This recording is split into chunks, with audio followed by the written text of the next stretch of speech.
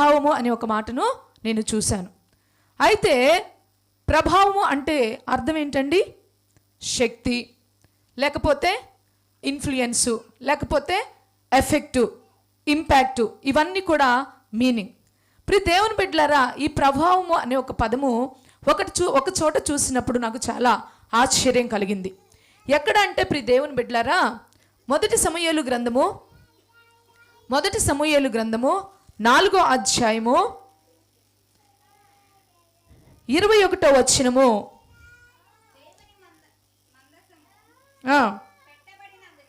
పట్టబడినదను సంగతిని తన మామయు పెనిమిటియు తెలుసుకొని ప్రభావము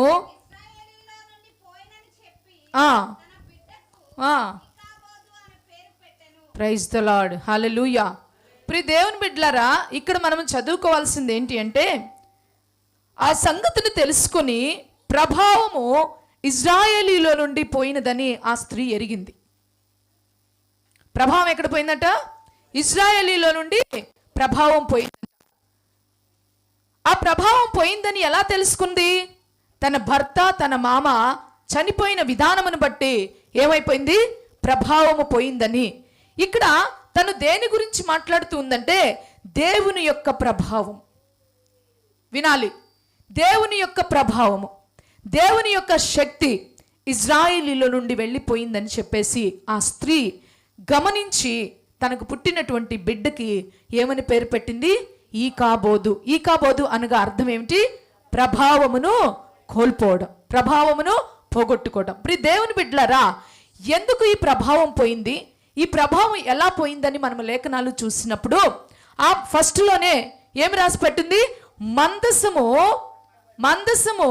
పట్టబడినదని. ఆమేన్, హల్లెలూయా. మందసము పట్టబడినదని ఆ స్త్రీ తెలుసుకొని ఉండగా, మందసము పట్టుకున్నందున ఇక మందసము లేదు కాబట్టి ఇక ప్రభావము కూడా లేదు.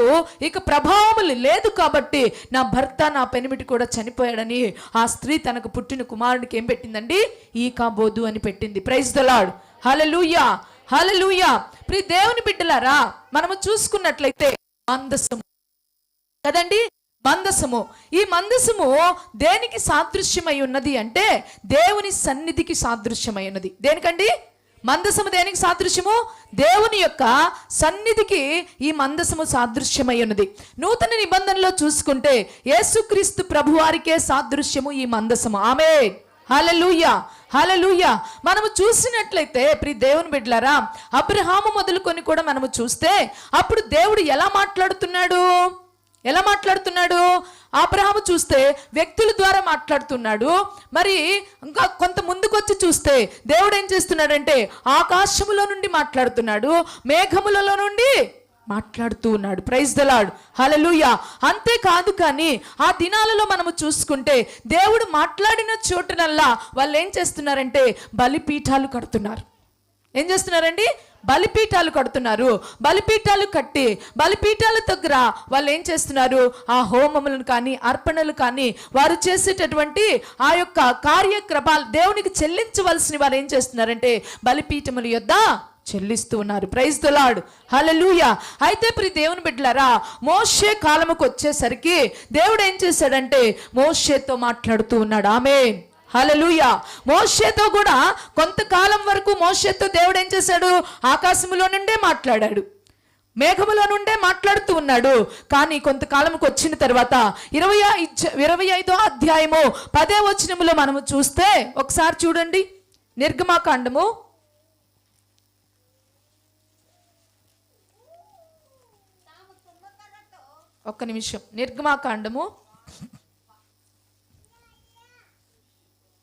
25వ అధ్యాయము మనము చూస్తే 10వ వచనములో చూడండి. ఆమేన్. ఏం చెప్తున్నాడు దేవుడు? వారు తుమ్మకర్రతో ఒక మందసము చేయవలెను. అయితే ప్రియ దేవుని బిడ్డలారా, దానికంటే ముందుగా ఈ మందసము ఎక్కడుంటుందో మీకు తెలియాలి. మందసము ఎక్కడుంటుందో తెలియాలి. ప్రత్యక్ష గుడారములో మందసము ఉంటుంది. ప్రైజ్ ద లార్డ్, హల్లెలూయా, హల్లెలూయా. ప్రత్యక్ష గుడారములో ఏముంటుందండి? మందసం ఉంటుంది. ప్రత్యక్ష గుడారం గురించి తెలుసా మీకు? ప్రత్యక్ష గుడారం గురించి తెలుసా? దేవుడు మోషేకు సీనాయి పర్వతం మీద మరి సెలవిచ్చిన రీతిగా ఒకసారి 40 దినాలు ఉపవాసం ఉన్నప్పుడు ఏమిచ్చాడు దేవుడు? ఏమిచ్చాడు? ఆజ్ఞల పలకలు ఇచ్చాడు. తర్వాత ఏం చెప్తున్నాడు? మరలా నువ్వు రా, నీకు నేను గుడారమును, పరిశుద్ధ స్థలమును నిర్మించడానికి నీకు నేను చూపిస్తాను. నీవేం చెయ్యి? పరిశుద్ధ స్థలమును నా కొరకు నీవు నిర్మించు. ఎందుకో తెలుసా ప్రియ దేవుని బిడ్డలారా?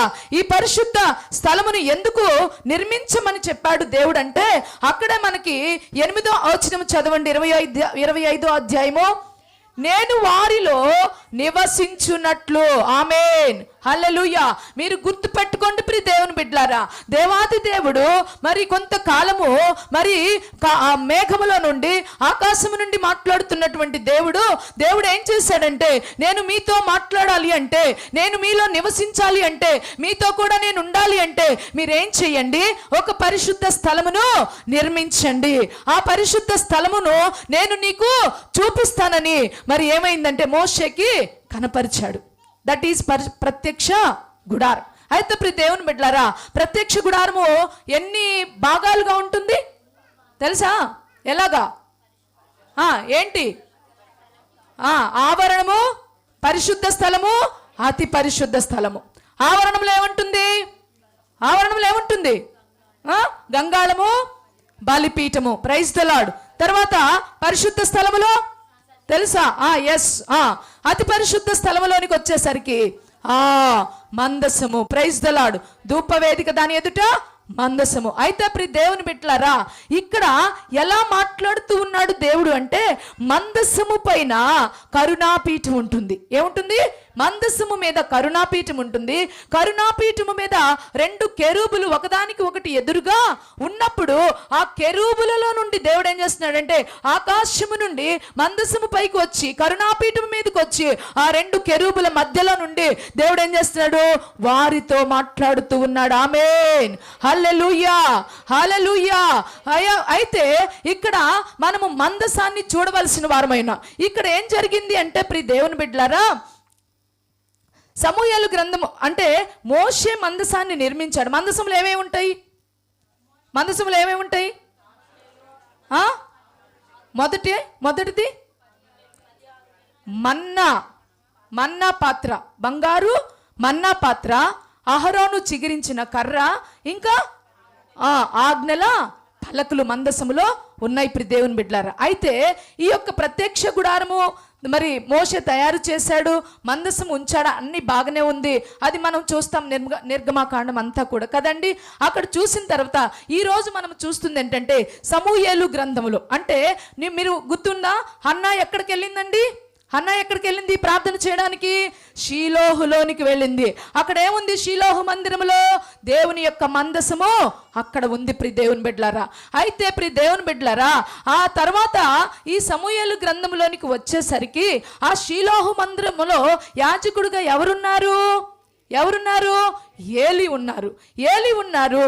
ఏలి యాజకుడుగా పనిచేస్తూ ఉన్నాడు. పనిచేస్తూ ఉంటున్నప్పుడు ప్రియ దేవుని బిడ్డలారా, ఏలి యాజకత్వం ఎంతో చక్కగా ఉంది. ఏలి యాజకత్వము ఎంతో చక్కగా ఉంది, ఎంతో చక్కగా జరిగిస్తూ ఉన్నాడు. కానీ ప్రియ దేవుని బిడ్డలారా, అతని కుమారులు వచ్చేసరికి దేవునికి ఎంతో ఆయాసకరముగా మార్చబడ్డారు. ఎందుకు మందసం పట్టబడింది? ఎందుకు మందసము ప్రత్యక్ష గుడారములో నుండి బయటికి రావాల్సి వచ్చింది? ఎందుకు మందసము దూరం అయిపోయింది అని మనము చూసుకున్నట్లయితే ఏలీ కుమారుల యొక్క దుష్కార్యములను బట్టి మందసం ఏమైపోయింది? బయటికి వచ్చింది. గుర్తుపెట్టుకోండి, దేవుని సన్నిధి మనలో ఉన్నదని ఎప్పుడు కూడా మనము గ్రహింపులో ఉండగలగాలి. దేవుని సన్నిధి మనలో ఉన్నప్పుడే దేవుడు మనతో మాట్లాడతాడు. దేవుని సన్నిధి మనలో ఉన్నప్పుడే దేవుని ప్రభావం మనలో ఉంటుంది. తెలుసా మీకు? ప్రాణాత్మ దేహములు ప్రత్యక్ష కూడా అంటాడు కదా, నీ దేహము దేవుని ఆలయము, నీ శరీరం ఏమైంది? గుడారమైంది అంటాడు కదా పౌలు గారు. కాబట్టి ప్రియ దేవుని బిడ్డలారా, మన యొక్క ఈ గుడారములో కూడా మందసము ఉందా లేదా అనేది మనం పరీక్షించుకోవాలి. ఆ మందసము లేకపోతే మనం ఏమవుతాము? ప్రభావము లేని వారిగా అవుతాం. అయితే ఇక్కడ ఏలీ కుమారులు ఇద్దరు కూడా మనము చూసుకున్నట్లయితే సమూయేలు మొదటి గ్రంథము ఆ 2వ అధ్యాయములో మనము చూస్తాం. ఎందుకు పట్టబడింది అని మనం చూసినట్లయితే మనం ఆ మాటను చూద్దాం. చెప్పు.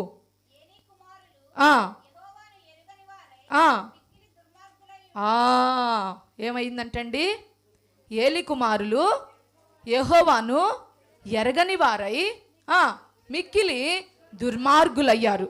తద్వారా దేవుడు ఏం చేశాడంటే వారి యొక్క పాపమును బట్టి, వారి యొక్క పాపము యెహోవా సన్నిధి బహు గొప్పగా కనపడిన దానిని బట్టి దేవుడు ఏం చేశాడంటే వారిని పనిష్ చేస్తూ ఉన్నాడు. దేవుని బిడ్డలారా, హల్లెలూయా హల్లెలూయా. ఏమిటి అంటే ఒకసారి చూద్దాం ఆ మాటను కూడా.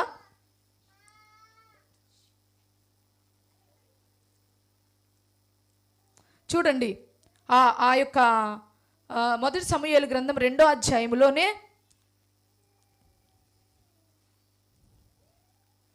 27వ వచనం చదవండి. అంతటా దైవజనుడు ఒకడు ఏలి యొద్దకు వచ్చి ఇట్లా నేను యెహోవా నిన్ను గూర్చి సెలవిచ్చినది ఏమనగా, నీ పితరుని ఇంటి వారు ఐగుప్తు దేశమందు ఫరో ఇంటిలో ఉండగా నేను వారికి ప్రత్యక్షమైతిని.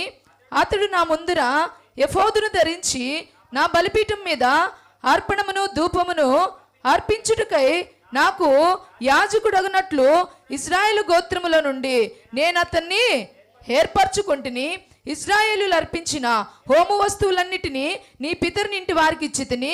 నా నివాస స్థలమునకు నేను నిర్ణయించిన బలి నైవేద్యములను మీరేలా తృణీకరించుచున్నారు.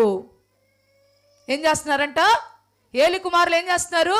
దేవుని సన్నిధికి వచ్చినటువంటి బలి నైవేద్యములు ఏం చేస్తున్నాడు? తృణీకరిస్తూ ఉన్నారు. మిమ్మల్ని క్రొవ్వు పెట్టుకొనుటకై నా జనులకు ఇశ్రాయేలీయులు చేయు నైవేద్యములలో శ్రేష్ఠ భాగములు పట్టుకొనుచు నాకంటే నీ కుమారులు నీవు. కాబట్టి నీ ఇంటి వారును నీ పితరుని ఇంటి వారును నా సన్నిధిని యాజకత్వం జరిగించుదురని యెహోవా ఆజ్ఞ ఇచ్చి ఉన్నను. ఇప్పుడు అది నా మనస్సుకు కేవలము. హల్లెలూయా. గుర్తుపెట్టుకోండి ప్రియ దేవుని బిడ్డలారా, దేవుని పిల్లలమైన మనము, దేవుని సన్నిధిలో నిలబడుతున్నటువంటి మనము చేయవలసినటువంటి పనులను మనం ఏం చేయాలి? సక్రమముగా చేసేవారిగా ఉండాలి. దేవుడు మనకు అప్పగించిన దానిని మనం ఏం చేయాలి? జాగ్రత్తగా చేసేవారిగా మనము ఉండాలి. అలా చెయ్యని పోయినప్పుడు మన మీదకి ఏమొస్తుందో తెలుసా? దేవుని యొక్క శాపం వస్తుంది. ఎప్పుడు వస్తుంది దేవుని యొక్క శాపము? దేవుని యొక్క ప్రభావము మనలో నుండి పోయినప్పుడు. ఆ ప్రభావం ఎప్పుడు పోతుంది? మందసము బయటికి వెళ్ళిపోయినప్పుడు ప్రియ దేవుని బిడ్డలారా. కాబట్టి మనలో ఒక దేవుని సన్నిధి ఉన్నదని మనం ఎప్పుడు కూడా గుర్తుపెట్టుకోవాలి. ప్రైజ్ ద లార్డ్, హల్లెలూయా. దేవుని సన్నిధి మనలో ఉన్నదని, ఆయన ప్రభావమును మనము కలిగి ఉన్నామని ఎప్పుడు కూడా మనము గుర్తుపెట్టుకోవాలి. ఆయన సన్నిధినికినా మనము పోగొట్టుకుంటే, ఎప్పుడు పోగొట్టుకుంటామో? మన క్రియలు చెడ్డవైనప్పుడు, దేవునికి అయిష్టంగా బ్రతికినప్పుడు, దేవునికి వ్యతిరేకంగా బ్రతికినప్పుడు. ఏలి అంట తన కుమారులను ఏం చేస్తున్నాడు? సపోర్ట్ చేస్తూ ఉన్నాడు. దేవుడు ఏం నిర్ణయించుకున్నాడు?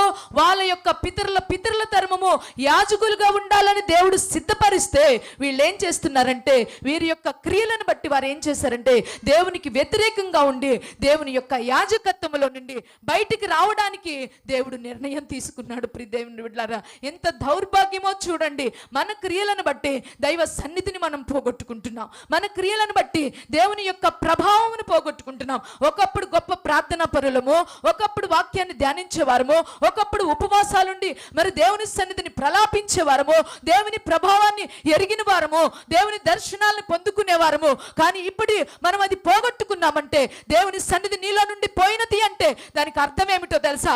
నీలో ఏమి ఉంటున్నాయో దేవుని దుష్కార్యములు తెలుసుకోవాలి. ప్రియ దేవుని బిడ్డలారా, దేవునికి ఎందుకు విరోధముగా మనం బ్రతుకుతున్నామో తెలుసుకోవాలి. ఒక్కసారి దేవునికి మనము విరోధముగా బ్రతికినప్పుడు ఆయన తనకు తీసుకున్న నిర్ణయాన్ని కూడా మార్చుకుంటాడు. ప్రియ దేవుని బిడ్డలారా, ఇది మనము చూస్తే సౌలు విషయంలో కూడా జరిగింది. సౌలును తరతరములకు రాజుగా ఉంచాలనుకున్నాడు. కానీ తన యొక్క ఆజ్ఞ, తన యొక్క అతిక్రమమును బట్టి తను లోబడటం లేకపోవడం బట్టి సౌలు చేసిన తప్పేంటండి? సౌలు చేసిన తప్పేంటి? దేవుడు ఏం చెప్పాడు? మీరు మొత్తం కూడా హతము చేసి అక్కడ శబ్దమైన దానిని దేని కూడా మీరు తీసుకురావద్దంటే ఏం చేశాడు? తీసుకొని వచ్చాడు. ఇంకొకటి ఏం చేశాడు? సమూయేలు వచ్చి మరి బలి అర్పించవలసి ఉంటే దాన్ని ఏం చేశాడు? సొంత పెత్తనం చేశాడు. సంఘములో సేవలో సొంత పెత్తనాలు చేయకూడదు. దైవ సేవకుల ప్రకారముగా నడవాలి. ప్రతి చిన్న విషయమును దైవ సేవకులతోనే పంచుకొని జరిగించవలసిన వారమైంది. ఎందుకంటే వారికి ఒక ప్రత్యక్షతను దేవుడు ఇస్తాడు కాబట్టి. అది సొంతగా తీసుకున్నాడు సౌలు. ఆయన రాజే కావచ్చేమో కానీ బలి అర్పించే అర్హత అతనికి లేదు. యాజకుడికి మాత్రమే ఉంది. అది సమూయేలుకుంది. ఏం చేశాడు? దాన్ని పోగొట్టుకొని రాజు ఇక దావీదుని ఎన్నుకున్నాడు దేవుడు. ఇక్కడ కూడా ఏలీ కుటుంబానికి ఇవ్వాల్సినటువంటి యాజక ధర్మము, ఏలీ కుమారులు చేయవలసినటువంటి యాజకత్వములు, ఏలీ కుమారులు చేసినటువంటి దుష్కార్యములను బట్టి ఏలీ అంట వారిని అడ్డుకోలేదట. తప్పు చేస్తున్నప్పుడు అడ్డుకోకపోతే కూడా అది పాపం అండి. దేవునికి వ్యతిరేకంగా ఉంటున్నప్పుడు అడ్డుకోకపోతే అది పాపము. దైవ సేవకులు మిమ్మల్ని గద్దిస్తున్నారంటే, మిమ్మల్ని హెచ్చరిస్తున్నారంటే, మీకు సరి చేస్తున్నారంటే అర్థం ఏమిటో తెలుసా? ఏదో తెలియని బలహీనతలు మీలో నుండి దైవ సేవకులు కనబడుచు ఉన్నప్పుడు సరి చేయకపోతే దాని యొక్క పర్యవసానం మీరు అనుభవించవలసి వస్తుంది. కాబట్టి దైవ సేవకులు ఏం చేస్తారు? మిమ్మల్ని ఏం చేస్తారు? లోబడకపోతే ఏమైంది? కృపను పోగొట్టుకుంటారు. లోబడకపోతే ఏమైంది? కృపను పోగొట్టుకుంటే ఏమైంది? ఏమొస్తాయి కృపను పోగొట్టుకుంటే? కాబట్టి ఇప్పుడు దేవుని బిడ్డలారా, ఇక్కడ మందసము దేవుని యొక్క సన్నిధికి సాదృశ్యమైంది. ఇక్కడ మందసము యేసుక్రీస్తు ప్రభువారికి సాదృశ్యమైంది. దేవుని బిడ్డలారా, వీళ్ళు చేసినటువంటి ఈ తప్పిదమును బట్టి ఇశ్రాయేలీలందరూ కూడా శ్రమలు అనుభవించవలసి వచ్చింది. ఏమొచ్చిందండి? కొన్నిసార్లు మన అతిక్రమములు, కొన్నిసార్లు మన వ్యతిరేకతలు, మన కుటుంబాలు కూడా ఆ శాపాలని మొయ్యవలసి వస్తుంది. దేవునికి విరోధముగా చేసినటువంటి కార్యాలు మన కుటుంబం కూడా అనుభవించవలసి వస్తుంది. దేవుని బిడ్డలారా, దేవుని మందసమైనటువంటి దేవుని సన్నిధి మనలో నుండి వెడలిపోకూడదు. ఎల్లప్పుడూ దేవుని సన్నిధి మనలో నివాసము చేస్తూ ఉండాలి. దేవుడు ఎప్పుడు మనలో నివాసము చేస్తూ ఉండాలి. దేవుని ప్రభావం మనం ఎప్పుడు పొందుకొని ఉండాలి. చాలా మంది అనుకుంటారు, వీళ్ళు ఇంతే చెప్తారులే, నేను తెగ ప్రార్థన చేసుకుంటాను, నేను కూడా ప్రార్థన నువ్వు చేస్తున్నప్పుడు అది ఏమై ఉన్నదో తెలుసుకోవాల్సిన అవసరం చాలా ఉంటుంది. ఇక్కడ ఏలీ కుమారులు పట్ల దేవుడు ఒక దైవజనుని పంపించి మాట్లాడుతూ ఉన్నాడు. మాట్లాడుతూ ఉండగా ఏమైపోయిందండి? మాట్లాడుతూ ఏలీకి దేవుడు ఏం చేస్తున్నాడు? వార్నింగ్ ఇస్తూ ఉన్నాడు. ప్రైజ్ ది లార్డ్, హల్లెలూయా. ఇంకా మనము చూసుకుంటే ఆ 3వ అధ్యాయములోనే 12వ వచనం చదవండి. ఆ దినమున ఏలీ యొక్క ఇంటి వారిని గురించి నేను చెప్పినదంతయు వారి మీదకు రప్పింతును, దాన్ని చేయ మొదలుపెట్టి దాన్ని ముగింతును. తన కుమారులు తమ్మును తాము శాపగ్రస్తులుగా చేసుకొనుచున్నారని తాను ఎరిగియు వారిని అడ్డగించలేదు. ఏం శిక్ష తెలుసా దేవుని బిడ్డలారా? దేవుని యొక్క కోపం వారి మీదకి రగిలి ఏమొచ్చిందో తెలుసా? వారు చేసిన దాన్ని బట్టి యుద్ధము వచ్చింది. ఇశ్రాయేలీలు ఏమొచ్చిందండి? యుద్ధములు ఎందుకు వస్తాయి? శ్రమలు ఎందుకు వస్తాయి? పోరాటాలు ఎందుకు వస్తాయి? మన క్రియలను బట్టి, మన అవిధేయతను బట్టే. నా జీవితంలో ఎప్పుడు శ్రమలే, నాకెప్పుడు పోరాటాలే, నాకెప్పుడు శోధనలే. ఎందుకు వస్తాయి పోరాటాలు అంటే ఇక్కడ ఏం చూపిస్తుంది దేవుని వాక్యం? మనము దేవునికి విరోధముగా, దేవునికి అవిధేయులుగా ఉండడాన్ని బట్టి ఇక్కడ ఏమైందంటే ఇశ్రాయేలీయులకు యుద్ధము సంభవించింది. ఫిలిస్తీయులను దేవుడు ఏం చేశాడు? వారి మీదకి లేపాడు. ఫిలిస్తీయులు వారి మీదకి యుద్ధానికి వచ్చారు. దేవుని బిడ్డలారా, యుద్ధానికి వచ్చినప్పుడు ఫిలిస్తీయులు ఏం చేశారు తెలుసా? దేవుని యొక్క మందసము యొక్క శక్తి వారికి తెలుసు. దేవుని మందసం ఉంటే ఎటువంటి గొప్ప కార్యాలు జరుగుతాయో తెలుసు. మనం చూస్తే యెహోషువ కాలములో దేవుని మందసమును మోయిచు ముందు నడుస్తున్నప్పుడు అక్కడ ఏం జరిగిందండి? యోర్దాను ఏకరాశిగా నిలిచిపోయింది. యోర్దాను ఏకరాశిగా నిలిచిపోయింది. అలాగే మందసమును మోసుకుంటూ నడుస్తూ ఉన్నప్పుడు యెరికో గోడలు ఏమైపోయినాయండి? కూలిపోయినాయి. దేవుని బిడ్డలారా, నీలో దేవుని సన్నిధి ఉంటే, నీలో దేవుని ప్రభావం ఉంటే, నీవు దేవుని మందసాన్ని మోస్తూ ఉంటే, నీ ఎదుటి వచ్చేటటువంటి ప్రతి యుద్ధములు కూడా అణచబడతాయి. ప్రతి ఎరుకో గోడలు కూల్చబడతాయి. ప్రతి యోర్దాను ఏకరాశిగా నిలబడుతుంది. కానీ ఇక్కడైతే ఆ యొక్క మందసము శత్రువుల చేతికి అప్పగించబడింది. శత్రువులు ఆ మందసాన్ని తీసుకెళ్ళిపోయినప్పుడు అపవాది ఇశ్రాయేలీయులకు ఏమొచ్చిందో తెలుసా? అపజయం వచ్చింది. ఏమొచ్చిందండి? మందసము వారిలో నుండి బయటకు వెళ్ళగానే ఇశ్రాయేలీయులకు ఏమొచ్చింది? అపజయం వచ్చింది. అంతేకాకుండా అక్కడ భయంకరమైనటువంటి యుద్ధము జరిగింది. ఆ యుద్ధములో ఏలీ కుమారులు ఇద్దరు కూడా మరణించడం జరిగింది. ప్రైజ్ ది లార్డ్, హల్లెలూయా. ఏమైందంటండి? ఇద్దరు కుమారులు కూడా మరణించడం జరిగింది. అప్పుడు ఒక కుమారుడైన ఫినెహాస్ యొక్క భార్య గర్భవతిగా ఉంది. ఆమెకి తెలిసింది. అంటే అప్పటికి యుద్ధం జరిగిందని, అప్పటికి వాళ్ళు చనిపోయారని ఆమె అనుకోలేదు. కానీ మందసం ఎప్పుడైతే ఫిలిస్తీన్లు పట్టుకొని పోయారో అనుకున్నప్పుడే మందసం పట్టబడింది, శత్రువుల చేతికి అప్పగించబడిందంటే దేవుని యొక్క శక్తి వీరిలో నుండి పోయింది. కాబట్టి వీరికి ఇక బలము లేదు, వీరికి అపజయమే, వీరికి శ్రమలే అని తనకు అర్థమైపోయింది. ప్రియ దేవుని బిడ్డలారా, praise the Lord, hallelujah, hallelujah, hallelujah. కాబట్టి ఈ యొక్క మందసము పోయిన వెంటనే ప్రభావము ఇశ్రాయేలీలో నుండి, దేవుని శక్తి ఇశ్రాయేలీలో నుండి వెళ్ళిపోయి ఇశ్రాయేలీలు అపజయం పాలై ఇశ్రాయేలీల మీదకు శ్రమలు విస్తరించిని. ప్రియ దేవుని బిడ్డలారా, ప్రైజ్ ది లార్డ్, హల్లెలూయా. మందసము మనతో ఉంటేనే, మందసము మనలో ఉంటేనే, మందసమును మనం మోస్తూ ఉంటేనే మన జీవితాలకు విజయం. ప్రియ దేవుని బిడ్డలారా, అది తెలిసినటువంటి దావీదు మహారాజు ఏం చేశాడో తెలుసా? అదిగో ఆ గుడారములో మందసము ఉండడము కాదు, కానీ ఆ మందసము గుడారములో ఉంటూ, నేను దావీదుపురములో, దావీదు పట్టణములో, నేను ఈ నగరంలో పెద్ద భవనములో ఉండడము కాదు, నా దేవుని యొక్క మందసమును నేను పెట్టడానికి నేనేం చేయాలి? ఒక దేవుని మందిరాన్ని నేను కట్టించాలని ఆయన ఏం చేశాడు? మందిరము కట్టించడానికి పూనుకున్నాడు. ఎందుకో తెలుసా? దేవుని యొక్క మందసాన్ని పెట్టడానికి. కాబట్టి దేవుని మందసమును గూర్చినటువంటి ఆ యొక్క జ్ఞానము మనము కలిగి ఉండాలి. దేవుని మందసాన్ని ఎప్పుడు మనము మోస్తున్న వారిగా ఉండాలి. దేవుని మందసం అంటే దేవునికి సాదృశ్యమై ఉన్నదని, ఆ మందసములో ఉన్నటువంటిది ఏంటండి? దేవుని యొక్క మాట, దేవుని యొక్క శాసనము, దేవుని యొక్క ఆజ్ఞలు ఉన్నాయి. ప్రియ దేవుని బిడ్డలారా, ప్రైజ్ ది లార్డ్, హల్లెలూయా, హల్లెలూయా. అది దానిలో ఏముందండి? అది మన్నా, బంగారపు మన్నా పాత్ర. అది దేనికి సాదృశ్యం అంటే అక్షయతకు సాదృశ్యం. ఎందుకో తెలుసా? మన్నా ఇజ్రాయేలుకి దేవుడు ఏం చెప్పాడు? ఏ రోజు మన్నాని మీరు ఆ రోజు సమకూర్చుకోండి, ఏ రోజు ఆ రోజే భుజించండి. కానీ తెల్లారికుంటే అది ఏమైపోయిందండి? పురుగు పట్టింది. కానీ మందసములో ఆ మన్నా పాత్రలో ఉన్నటువంటి మన్నా ఇప్పటికి కూడా పురుగు పట్టిందా అండి? అది ఒక అక్షయతలోనికి ధరించింది. దేవుని సన్నిధిలోనికి నువ్వు ఎప్పుడైతే వస్తావో, దేవుని సన్నిధిని నువ్వు ఎప్పుడైతే అనుభవిస్తావో, నీలో దేవుని సన్నిధి నుంచి ఎప్పుడైతే ఉంచుకుంటావో, నీ క్షయమైన జీవితము అక్షయతలోనికి నడిపించబడుతుంది. ప్రియ దేవుని బిడ్డలారా, అటువంటి మందసము మనలో నుండి వెడలిపోకూడదు. ఆ మందసాన్ని ఎప్పుడు మనం మోస్తున్న వారిగా ఉండాలి. దేవుని సన్నిధిని ఎప్పుడు అనుభవిస్తున్న వారిగా ఉండాలి. ఎప్పుడు మనము మరి గాలికి చెదర కొట్టే పొట్టులాగా మనం ఉండకూడదు. కానీ దేవుని మందసం ఎప్పుడు కూడా మనలో ఉండాలి. హల్లెలూయా, హల్లెలూయా. ఇంకా మనము చూస్తే అహరోను కర్ర, ఎండిపోయినటువంటి అహరోను కర్ర తీసుకొని వచ్చి మందసములో పెట్టగానే అదేమైపోయిందండి? చిగురించింది. దేవుని యొక్క సన్నిధి మనలో ఉంటే ఎండిపోయిన మన జీవితాలు, పాడైపోయిన మన జీవితాలు ఏమవుతాయండి?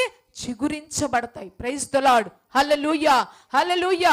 అంతేకాదు కానీ నిబంధన పలకలు, శాసనములు, దేవుని ఆజ్ఞలు కలిగిన పలకలు ఎక్కడున్నాయి? మందసములో ఉన్నాయి. అది మనకు మార్గదర్శము. దేవుని యొక్క మాట ఏమైందండి? మనకి మార్గదర్శకంగా, ఆయన మాట మనకు వెలుగై, ఆయన మాట మనకు మార్గమును చూపిస్తూ ఉన్నటువంటి ఈ యొక్క మందసాన్ని మనం ఎప్పుడు కూడా మోసేవారిగా ఉండాలని ఈరోజు దేవుడు బయలుపరుస్తున్నాడు. ప్రియ దేవుని బిడ్డలారా, మందసము నీ నుండి వెడలిపోకూడదు. మందసము నీ నుండి పోయినట్లయితే దేవుని యొక్క ప్రభావము నీలో నుండి పోతుంది. అప్పుడు ఈ కాబోదు లాంటి జీవితము, దేవుని యొక్క ప్రభావం మనలో లేకపోతే మనము దేనికి పనికిరాని వారిగా మనము నిలబడతాము. Praise the Lord, hallelujah, hallelujah. కాబట్టి ఈరోజు దేవుడు మనకు నేర్పిస్తుంది ఏంటంటే, ఎప్పుడైతే వారి యొక్క క్రియలను బట్టి మందసాన్ని అపవాది శత్రువుల చేతికి అప్పగించబడిందో, వారిలో నుండి దేవుని యొక్క ప్రభావము, దేవుని సన్నిధిని మన నుండి పోగొట్టుకునేటటువంటి క్రియలు మనలో ఏలుబడి కాకూడదు. దేవుని సన్నిధిని పోగొట్టుకునే క్రియలు మనలో ఏలుబడి కాకూడదు. అది ఏదైనా కావచ్చు, దేవునికి వ్యతిరేకమైనటువంటి ఏదైనా కావచ్చు. అది కోపం కావచ్చు, అది అసూయ కావచ్చు, అది ద్వేషం కావచ్చు, అది గర్వం కావచ్చు, అది అహము కావచ్చు, ఇంకొకటి ఏదైనా కూడాను వాటిని బట్టి దేవుని యొక్క మందసాన్ని మనము పోగొట్టుకునే వారిగా ఉండకూడదు. ఆ మందసాన్ని మనం పోగొట్టుకుంటే, మన క్రియలను బట్టి మనం మందసాన్ని పోగొట్టుకుంటే, దేవుని యొక్క ప్రభావం మనలో నుండి పోతే ఇక మనము చచ్చిన వారితో సమానం. నిర్జీవమైన స్థితి. ఇక మనలో దేవుని కార్యాలు జరగవు. ఇక దేవుని శక్తి మనలో ఏలుబడి కాదు. సంసోన్ ఏమైందండి? సంసోన్ ఏమైంది? తన క్రియలను బట్టి దేవుని యొక్క ఆత్మను పోగొట్టుకున్నాడు. మరలా పొందుకోవడానికి చేతనైందా అండి? చేతనైందా? ప్రభావం పోయిందన్న విషయం కూడా సంసోనుకు తెలియలేదంట. ఉంటది మన ఆత్మీయ జీవితంలో కూడా. మన క్రియలను బట్టి కొన్నిసార్లు దేవుని యొక్క ప్రభావమును మనము అనుభవించలేకపోతున్నామన్న విషయాన్ని తెలుసుకోకుండా బ్రతుకుతారు. నీ జీవితంలో, నా జీవితంలో దేవుని యొక్క ప్రభావము నాలో పనిచేస్తుందా? దేవుని యొక్క శక్తి నాలో పనిచేస్తుందా? దేవుని యొక్క మందసము నేను మోస్తున్నానా అంటే మన ఆత్మీయ జీవితాన్ని పరీక్షించుకుంటుంటే మనం ఎటువంటి శక్తిమంతులుగా ఉంటున్నామో మనము చూసుకుంటూ ఉన్నప్పుడు మనకు తెలుస్తుంది. ప్రియ దేవుని బిడ్డలారా, నీ నా జీవితంలో దానిని ఎప్పుడు పరీక్ష చేసుకుంటూనే మనం బ్రతకాలి. హల్లెలూయా, హల్లెలూయా. దానిని ఎప్పుడు మనము సరి చేసుకుంటే బ్రతకాలి. అది బ్రతికిన రోజే మన జీవితానికి ఒక సార్థకత ఉంటుంది. ఆ ప్రభావం మనలో నుండి పోతే ఇక మనకు అక్షయత లేదు. ఆ ప్రభావం మనలో నుండి పోతే మనకు జీవము లేదు. ఆ ప్రభావం మనలో నుండి పోతే మనకి ఇక వెలుగే లేదు, మనకు మార్గమే లేదు. కాబట్టి ఆ ప్రభావం మనలో నుండి పోకుండా ఉండడానికి దైవ సన్నిధి అనేటటువంటి ఆ మందస్సాన్ని మనము ఎల్లప్పుడూ మోస్తూ ఉండాలి. ఆ మందస్సము మనలో ఉంటే ఇంకొకటి మనలోనికి ప్రవేశించలే. ప్రైజ్ ది లార్డ్, హల్లెలూయా. నేను ఎప్పుడు ఏం ప్రార్థన చేస్తానో తెలుసా? నేనెప్పుడు ఒంటిగా ఉండొద్దు ప్రభువా, నీవు నాలో ఎల్లప్పుడూ ఉండాలి. ఒంటిగా ఉండేటటువంటి స్థితి నాకైతే తెలుస్తుంది. మరి మీకు తెలుస్తుందో నాకు తెలియదు. కానీ నేను ఒంటరిగా ఉన్నానన్న విషయం నాకు తెలిసినప్పుడు దేవుని సన్నిధిలో కన్నీరు కార్చి ప్రలాపించి దేవుని సన్నిధిలో మొరపెట్టుకుంటాను. నేను ఇలా ఉండొద్దు, నాకు ఈ జీవితం వద్దు, ఇలా కాదు నా బ్రతుకు. నీవు నాతో ఉంటేనే ఆ ప్రేరణ నాలో ఉంటుంది. నీవు నాతో ఉంటేనే ఆ శక్తి నాకు ఉంటుంది. నీవు నాలో ఉంటేనే ఆ ధైర్యం నాకు ఉంటుంది. నీవు నాలో ఉంటేనే ఆ సంతోషం నాకు ఉంటుంది. ఎన్ని కష్టములోనైనా, ఎంత నష్టములోనైనా, ఎలాంటి శ్రమలలోనైనా ఆయన సన్నిధి మనలో ఉంటే ఆయన ఇచ్చే శక్తి, సామర్థ్యములు వేరుగా ఉంటాయి. ప్రియ దేవుని బిడ్డలారా, అది తెలుసుకోగలిగిన జీవితము క్రైస్తవ జీవితంలో మనం నేర్చుకోవాల్సిన వారు ఉన్నాయి. మనలో నుండి మందసము బయటకు వెడలిపోకూడదు. మనలో ఉన్న మందసము బయటకు పోకూడదు. ఆ ప్రభావం మనకు పోతే మనము ఈ కోపాదులాగానే మనము శాపగ్రస్తమైన జీవితానికి మనం వెళ్ళిపోతాం. చాలా మంది కుటుంబాలలో దైవ సన్నిధి లేకుండా ప్రభావం లేని కుటుంబాలుగా ఉంటూ ఎంత భయంకరమో. తాగుబోతు బిడ్డలు, వ్యభిచారపు చేసే బిడ్డలు, మాట వినని బిడ్డలు, సినిమా శిఖ, ఎంత భయంకరంగా ఆ ఇల్లు ఎలా ఉంటుందండి? పరిశుద్ధమైన ఇల్లుగా ఉంటుందా? సమాధానం కలిగిన ఇల్లుగా ఉంటుందా? అక్కడ అన్నీ కూడా ఎలాంటివి ఏలుబడి అవుతుంటాయి? సాతాను క్రియలే ఏలుబడి అవుతూ ఉంటాయి. సాతాను క్రియలు ఏలుబడి అవుతుంటాయి. కానీ మనం ఇప్పుడు చూసుకుంటే మన కుటుంబాలు ఎలా ఉన్నాయి? ప్రియ దేవుని బిడ్డలారా, ఎంత చక్కగా మన పిల్లలు దేవుణ్ణి అంబడిస్తున్నారు. మన పిల్లలు ఎంత చక్కగా దేవుని సన్నిధిలో పాడుతున్నారు, స్తుతిస్తున్నారు, దేవుణ్ణి మహిమపరుస్తున్నారు. ఇందాక వేదిషు వాడు కంటతు వాక్యం చెప్పమంటే ఎంత చక్కగా నిలబడి నా ఎదుట చెప్తూ ఉన్నప్పుడు నాకు చాలా సంతోషం కలిగింది, చాలా గర్వముగా కూడా అనిపించింది. ఎక్కడి నుంచి తీసుకొచ్చాడు దేవుడు? ఎక్కడి నుంచి నిలబెట్టాడు దేవుడు? ఏ స్థితిలో నుండి ఈరోజు ఇక్కడ దాకా వచ్చాడు? దేవుని సన్నిధి, దేవుని భయము మనలో ఉండాలి. దేవుని భయము, దేవుని సన్నిధి ఏముండాలి? మనలో ఉండాలి. మనలో ఉన్నప్పుడు మన బిడ్డల జీవితాలు మనము చూస్తున్నప్పుడు మనకు సంతోషం కలుగుతాయి, మనకు ఆనందం కలుగుతుంది. ప్రియ దేవుని బిడ్డలారా, సన్నిధిని పోగొట్టుకునే వారిగా ఉండకూడదని ఈరోజు దేవుడు మనతో మాట్లాడుతున్నాడు. సన్నిధిని జీవితంలో లేదా, దేవుని సన్నిధిని కుటుంబంలో లేదా, దాని క్రియలు నువ్వు చూస్తూ కూడా ఒకవేళ దానిని వ్యతిరేకించి కఠినత్వంగా నీవు ఉంటే, మనస్సాక్షి నీతో కూడా మాట్లాడుతున్నప్పుడు వాత వేయబడిన మనస్సాక్షిని కూడా కఠినపరుచుకొనిగిన నీవు ఉంటున్నావేమో, జాగ్రత్త. ఇక్కడ ఏలికి ఇచ్చినటువంటి యాజక ధర్మం దేవుడు నిర్ణయించుకున్నాడు. వీరే తరతరములకు యాజకులుగా ఉండాలని నిర్ణయించుకున్నాడు. కానీ వారి కుమారుల యొక్క దుష్కార్యములను బట్టి యాజక ధర్మం నేను మీ నుండి తీసివేసి ఇదిగో నాకు నమ్మకమైనటువంటి, అక్కడ ఒక మాట ఉంటుంది చూడండి, ఎంత మంచి మాట అంటే చూడండి, 2వ అధ్యాయంలోనే 35వ వచనం చదవండి. తరువాత నమ్మకమైన ఒక యాజకుని నేను నియమింతును, అతడు నా యోచనను బట్టి నాకు అనుకూలముగా యాజకత్వము జరిగింతును, అతనికి నేను నమ్మకమైన సంతానమును పుట్టింతును, అతడు సన్నిధిని ఎప్పటికీ ఎవరికి ఇస్తానన్నాడు దేవుడు అనుకుంటావేమో. ఇప్పుడు ఇచ్చిన ఆశీర్వాదము, ఇప్పుడు ఇచ్చిన జీవితము, ఇప్పుడు బాగానే ఉంది, దేవుడు నాతో ఉన్నాడు కాబట్టి ఇక నేను ఇంతనే ఉంటాను అనుకుంటావేమో. జాగ్రత్త.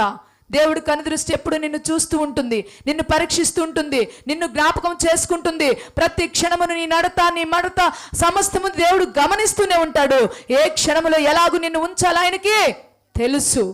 చూడండి, దేవుని యొక్క కోపానికి గురి అయినప్పుడు యాజకత్వము స్థిరత్వముగా ఉంచాలనుకున్న దేవుడే ఏం చెప్తున్నాడు ఇక్కడ? ఏం చెప్తున్నాడు? నేను మార్చుకున్నాను. ఏం చెప్తున్నాడండి? నేను మార్చుకున్నాను అంటాడు కదా. నన్ను ఘనపరచు వారిని నేను ఘనపరచెదను. అక్కడ దేవుని ఘనపరచలేదు, దేవుని ప్రాధాన్యంగా పెట్టుకోలేదు, దేవుని ప్రథమంగా ఉంచుకోలేదు, దేవుని సన్నిధిని ప్రథమంగా పెట్టుకోలేదు. వారి ఇష్టమైన జీవితములు జీవిస్తూ ఉంటే ఏలి ఏం చేస్తున్నాడు? వారిని హెచ్చరిక చేయని వారిగా ఉన్నప్పుడు వారి యొక్క కుమారులు మరణమవుతారని దేవుడు ముందుగానే చెప్పాడు. ప్రియ దేవుని బిడ్డలారా, హల్లెలూయా, హల్లెలూయా. ఇదిగో చూడండి, 33వ వచనం చదవండి. నా బలిపీఠము వద్ద నెవడు ఉండకుండా నేను అందరినీ నశింప చేయక గనుక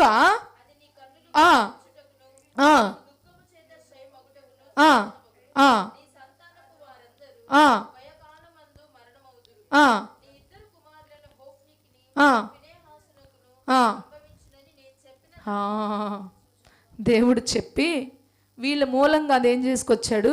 ఇజ్రాయేలులో యుద్ధం తీసుకొని వచ్చి దేవుడు చెప్పిన ప్రకారముగా వారిద్దరు మరణం అవటం జరిగింది. తర్వాత సమూయేలుని నమ్మకమైన యాజకుడుగా దేవుడు నిలవ పెట్టుకున్నాడు. ప్రైజ్ ది లార్డ్, హల్లెలూయా, హల్లెలూయా. మన జీవితంలో దేవుని కొరకు బ్రతకవలసిన విధముగా మనము బ్రతకకపోతే, దేవుడిచ్చిన ఆధిక్యతను మనం కాపాడుకోపోతే, దేవుడిచ్చిన పరిచర్యను మనము కాపాడుకోపోతే అది తీసివేసి ఎవరికి ఇవ్వడుతుందండి? ఇంకొకరికి. అది నిజమేనా? నేను చెప్పుచున్న మాట, నీవు చేసే పరిచర్య నీవు క్రమశిక్షణగా జరిగించకపోతే, దేవునికి ఇష్టమైన రీతిలో ఉండకపోతే అది తీసి ఎవరికి ఇవ్వబడుతుంది? వేరే ఒకరికి. సౌలు యొక్క రాజ్యము ఎవరికి ఇవ్వబడింది? దావీదుకి. దావీదు నమ్మకమైన వాడుగా. ఏలి యొక్క కుమారుల యాజకత్వం ఎవరికి ఇవ్వబడింది? సమూయేలుకి ఇవ్వబడింది. కాబట్టి ప్రియ దేవుని బిడ్డలారా, భయభక్తులు కలిగిన జీవితాన్ని మనము కలిగి జీవించాలి. దేవుని మందసాన్ని, దేవుని సన్నిధిని ఎప్పుడు కూడా మనము భయభక్తులుగా మోసేవారిగా ఉండాలి. దేవుని సన్నిధిని నీ కుటుంబంలో లేకపోతే, దేవుని సన్నిధిని గృహములో లేకపోతే, దేవుని సన్నిధిని యొక్క గుడారములో లేకపోతే, దేవుని సన్నిధిని యొక్క మందిరములో లేకపోతే, మందిరములో కూడా కార్యాలు జరగాలంటే దేవుని సన్నిధి ప్రసన్నత ఇక్కడ ఉండాలి. మనం ఏదో 4 గోడలు కట్టించినంత మాత్రాన కాదు. కానీ దేవుడు ఆ మూలను ఎక్కడుంటాడండి? మందసం ఉంటుంది. ఆ మందసం మీద కరుణాపీఠం ఉంటుంది. కరుణాపీఠం మీద కెరూబులు ఉంటాయి. దేవుడు ఏం చేస్తాడు? మందసము మీదకు దిగి వచ్చి ఆ కరుణాపీఠం మీద నుండి కెరూబుల మధ్యలో నుండి దేవుడు మనల్ని పలకరిస్తూ ఉంటాడు, మనతో మాట్లాడుతూ ఉంటాడు.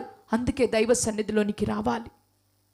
వచ్చినప్పుడు దేవుని స్వరాన్ని మనము వినగలుగుతాము. సమూయేలంట దేవుని మందిరములో మందసము యొద్ద ఉన్నప్పుడు దేవుడు ఏం చేస్తున్నాడు? సమూయేలు సమూయేలు అని పిలుస్తూ ఉన్నాడు.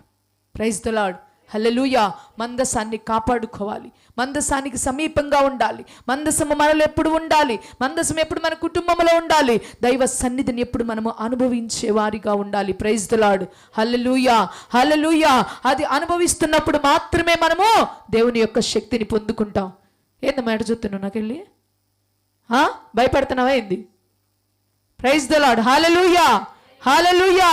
కాబట్టి దేవుని యొక్క శక్తిని మనం పొందుకోవాలంటే, దేవుని సన్నిధిని మనం అనుభవించాలంటే మందసాన్ని మనము మోస్తూ ఉండాలి.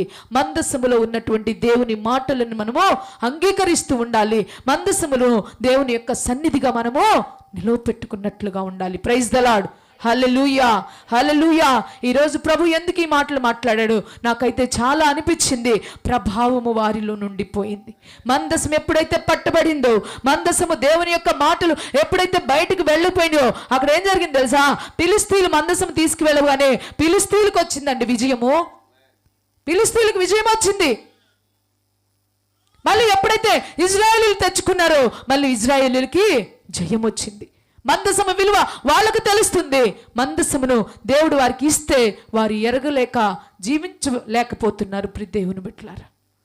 కాబట్టి గుర్తుపెట్టుకోవాలి, మనం ఏమై ఉన్నామో మందసము మన యొక్క జీవితంలో ఒక భాగమై ఉన్నదని గుర్తుపెట్టుకోవాలి. మనలో దేవుని సన్నిధి మనం పెట్టుకోవాలి. మనము దేవుని సన్నిధిని అనుభవించేవారిగా ఉండాలి ప్రియ దేవుని బిడ్డలారా. కాబట్టి మందసము మన నుండి ఎప్పుడు పోకూడదు.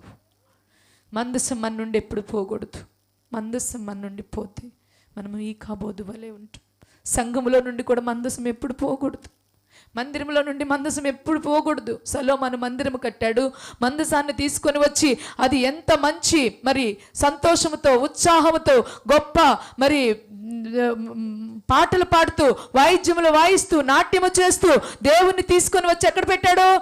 దేవుని మందిరం తీసుకొని వచ్చి అక్కడ పెట్టడం ద్వారానే అది దేవుని మందిరముగా పిలువబడింది. లేకపోతే అది మన చేతులతో కట్టినటువంటి కట్టడే.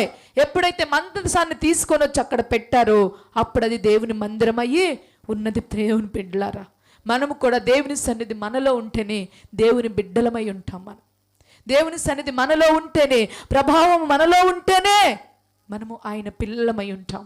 అది మనలో లేకపోతే, ఆ ప్రభావం మనలో లేకపోతే మనము దేవుడి బిడ్డలుగా పిలువబడలేము. పిలువబడుతున్నా అది మనకు ఒక భ్రమలాగే ఉంటుంది, కానీ దానిలో శక్తిని మనము కనపరుచుకోలేము. నిజంగా ఈ యొక్క ప్రతి ఎక్స్పీరియన్స్ ప్రతి బిడ్డ కూడా పొందుకొని ఉండాలి. ఏదో నేను మందిరానికి వెళ్తున్నానులే, నేనేదో ప్రార్థనకు వెళ్తున్నానులే, నేను వస్తున్నానులే, నేనేదో పరిచర్య చేస్తున్నానులే ఇలా అనుకోవటం కాదు. కానీ దేవుని సన్నిధిని ఎల్లప్పుడూ నేను మోస్తూ ఉన్నానా, మోస్తూనే నేను ఈ పని చేస్తున్నాను అనేది ఒక జ్ఞానంలో మనకు కాన్షియస్నెస్ మనకి రావాల్సిన వారమైన అదికైనా మనలో ఉంటే మనకేముంటుంది?